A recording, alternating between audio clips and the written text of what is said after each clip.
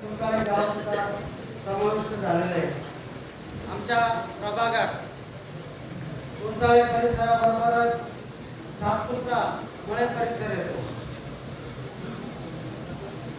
या मळे परिसरात रस्त्यांची दुरावस्था आहे, ड्रेनेज लाईन नाही, पिण्याच्या पाण्याची व्यवस्था नाही. खरं तर 82ला महापालिकेचे 24 खेडे जेव्हा समाविष्ट झाले, बऱ्याचशा सुविधा देणं महापालिकेला क्रमप्राप्त होतं. कारण नागरिक, मला वाटतं शेतकरी सर्वात जास्त वेळेवर टॅक्स भरताय.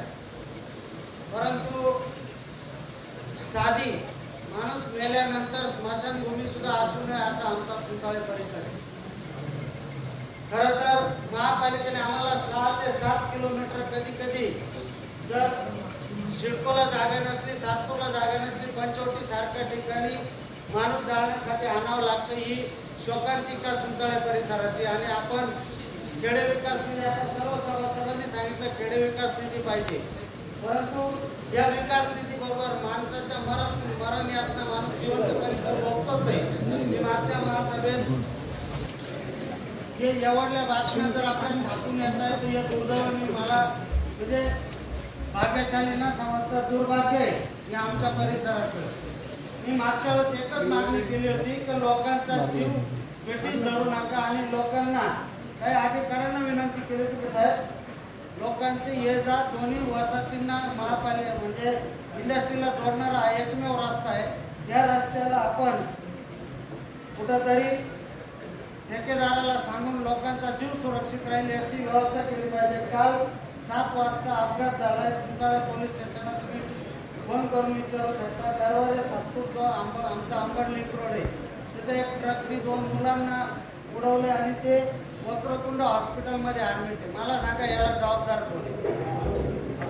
आजच्या पेपरला तुम्ही जर बघितलं असेल, या जुगाडात ठेकेदार काम करतोय,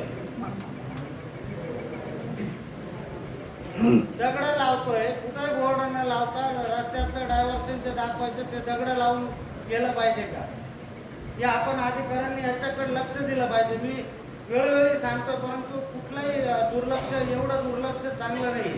आणि जे लोक विद्यार्थी आमच्याकडे एकमेव रस्ता आहे, विद्यार्थी सायकलवर जातात. आज मला तो जीव मुठीत घेऊन जात आहे. तुम्ही जर 10 मिनिटं जर रस्त्यावर उभं राहून जर ती परिस्थिती बघितली तर अक्षरशः जीव येईल अशी परिस्थिती त्या रस्त्याची झालेली.